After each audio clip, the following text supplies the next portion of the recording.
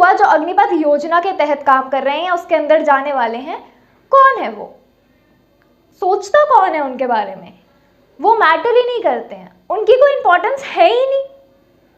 उनको आना है, 4 साल तक नौकरी करनी है, उसके बाद उनमें से 75% को तो निकाल दिया जाएगा। उनकी कोई इंपॉर्टेंस नहीं है, उनको निकाल दिया जाएगा। 25% को परमानेंट किया जाएगा, लेकिन 75% को निकाल दिया जाएगा। यानी कि ऐसे ही ये 75 बढ़ता रहेगा, और ऐसे तो हर साल हमारा अनएम्प्लॉयमेंट रेट भी बढ़ता रहेगा।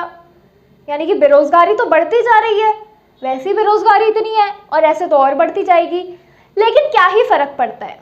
जब हमारे मोदी जी ने ये फैसला लिया है तो कुछ सोच समझ के लिया होगा। अब हमारे मोदी जी तो गलत नहीं हो सकते ना। मोदी जी ने अगर सोचा है तो हमारे युवा होंगे इस काबिल कि वो 4 साल की सर्विस कर सके।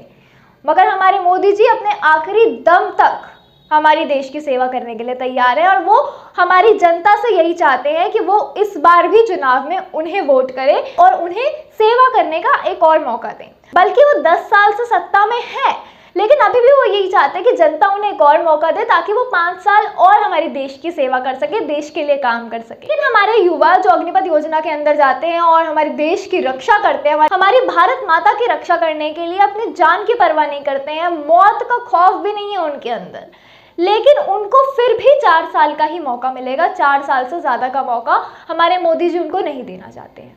लेकिन फिर भी मोदी जी चाहते हैं कि जनता उन्हें, 73 ईयर्स के हो गए मोदी जी, लेकिन अभी भी वो यही चाहते हैं कि जनता उन्हें एक और मौका दे। 10 साल से सत्ता में रहने के बाद भी वो अभी भी यही चाह रहे हैं कि उनका कार्यकाल बढ़ जाए, 5 साल और वो काम करें। लेकिन हमारे अग्निवीरों का क्या, हमारे युवाओं का, हमारे सैनिकों का क्या?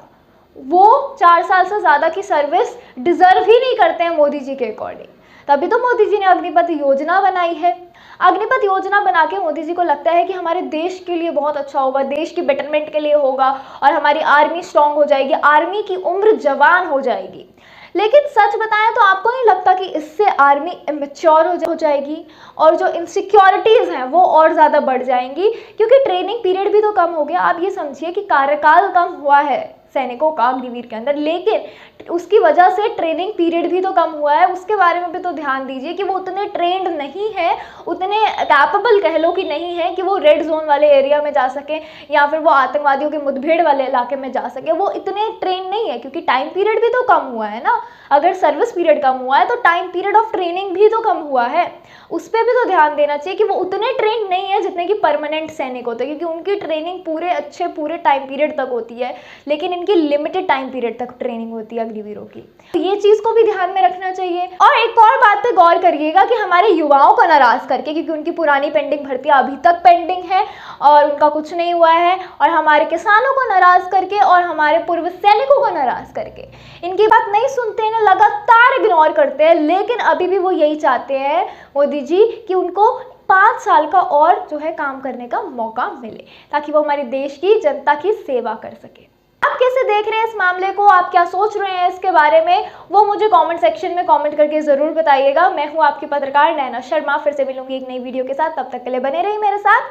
जय हिंद, जय भारत।